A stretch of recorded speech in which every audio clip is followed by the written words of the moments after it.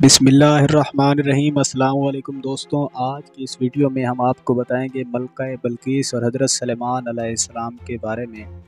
दोस्तों, आज से हज़ारों साल कबल जज़ीरा अरब के जनूबी इलाकों में यमन के गिरदनवा में एक शहर आबाद था जिसे सबा कहते थे, और वहाँ आबाद लोगों को कौम सबा कहकर पुकारा जाता था। यहाँ के लोग निहायत नेमतों और राहतों में थे। हर तरफ लहलहाती फसलें और फल से लदे दरख्त मौजूद थे, मगर ये कौम शिरक में मुब्तला थी और सूरज की पूजा किया करती थी। जब उस शहर के हुक्मरान की मौत हुई तो उसकी हुकूमत की बागडोर उसकी बेटी ने संभाली। बाद मुर्रिखीन ने लिखा है कि बल्कीस के वालिदैन में से एक जिन्नात में से थे, मगर इस नज़रिए की कोई वाज़ेह दलील नहीं मिलती। मलका बल्कीस एक काबिल औरत थी जिसने यमन पर 9 साल निहायत ही खूबसूरती से हुकूमत की। दुनिया के बेशतर इलाकों में जो तिजारत होती थी वो सूबाइयों के हाथ में थी। यही वजह थी कि ये कौम निहायत ही दौलतमंद, मगर ये वो ज़माना था जब मशरिक़ से मगरब तक एक अजीम मुज्जद बादशाह की ताकतवर हुकूमत और जाहो जलाल का डंका बजता था, जिसे तारीख़ में सुलेमान इब्न दाऊद अलैहिस्सलाम के नाम से जाना जाता है। हज़रत सुलेमान अलैहिस्सलाम अल्लाह के नबी थे। हज़रत सुलेमान अलैहिस्सलाम की हुकूमत दुनिया के बेशतर ममालिक में थी, जिसका दारुल खिलाफा यरूशलेम शहर था। आपको हवा, जिन्नात, चरिंद परिंदों और जानवरों पर हुक्मरानी अता की गई थी। नाजरीन, एक दिन का वाक़या है कि हज़रत सुलेमान अलैहिस्सलाम ने दरबार लगाया था, तो जिन इंस जानवर और परिंदे सब के सब हाजिर हुए, मगर उनका चहीता परिंदा हुदहुद गैब था। आपने पूछा, हुदहुद कहाँ है? जब वो नज़र ना आया तो सुलेमान अलैहिस्सलाम ने फरमाया कि अगर वो अपनी गैर हाजिरी की कोई मुनासिब वजह पेश ना कर सका तो उसे ज़िबा कर दिया जाएगा। अभी ये बात हो रही थी कि हुदहुद हाजिर हुआ। हज़रत सुलेमान अलैहिस्सलाम ने पूछा कि तुम कहाँ थे? हुदहुद ने बड़े एहतराम से जवाब दिया, है अल्लाह के पैगंबर, मैं उड़ते उड़ते एक ऐसे मुल्क पहुँच गया जहाँ लोग शिर्क में मुब्तला। देखिए, वो आग और सूरज की पूजा करते हैं, और उनकी एक रानी है जिसे वो मलका बल्कीस के नाम से पुकारते हैं। वो एक बहुत बड़े तख्त पर बैठकर हुकूमत करती है। उसके तख्त में कीमती हीरे, जवाहरात, लाल ज़बूर जड़े हुए हैं, और उसके पास तमाम शाही सामान आरैश और नुमाइश के मौजूद हैं।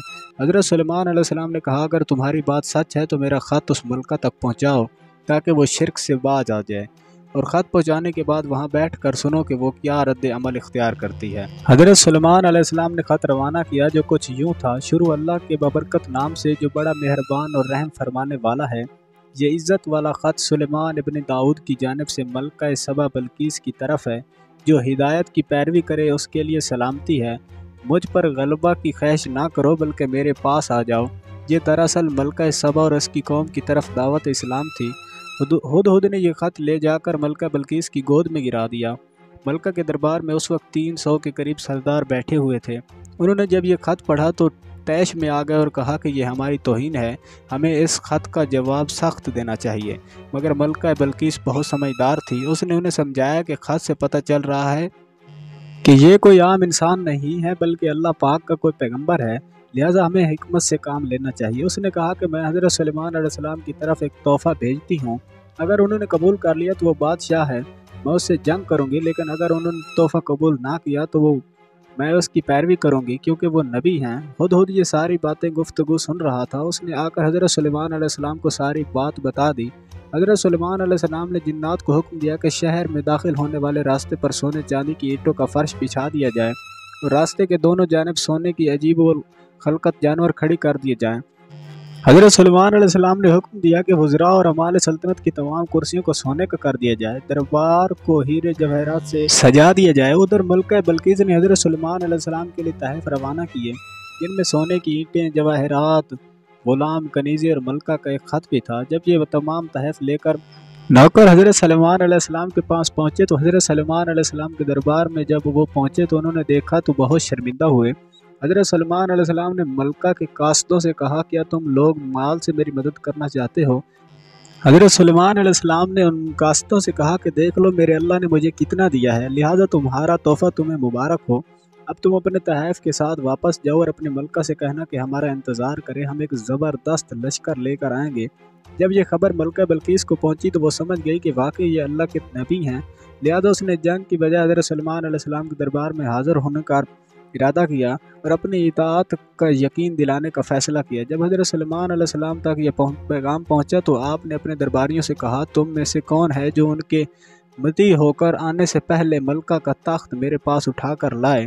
ایک دیو ہیکل جن نے کہا آپ کے دربار کو برخاست کرنے سے پہلے میں اسے لا سکتا ہوں، اور اس جن نے کہا کہ میں اس کام کی پوری طاقت رکھتا ہوں اور امانت دار بھی ہوں۔ پھر ایک اور شخص جس کے پاس کتاب کا علم تھا اس نے کہا کہ میں یہ تخت آپ کو آپ کے پلک جھپکنے سے پہلے لا کر دے سکتا ہوں۔ پھر حضرت سلیمان علیہ السلام نے اس تخت کو اپنے پاس رکھا ہوا دیکھا تو پکار اٹھے کہ یہ میرے پروردگار کا فضل ہے تاکہ وہ مجھے آزمائے کہ میں شکر کرتا ہوں یا ناشکری، اور جو شکر کرتا ہے تو اس کا شکر اس کے اپنے ہی لیے اور اپنی ذات کے لیے بہتر ہوتا ہے۔ مفسرین کے مطابق وہ شخص حضرت سلیمان علیہ السلام کا کوئی دوست تھا جس کا نام آصف ابن برقیہ بتایا جاتا ہے، اور بعض نے لکھا ہے کہ وہ آپ کا خالہ زاد بھائی تھا۔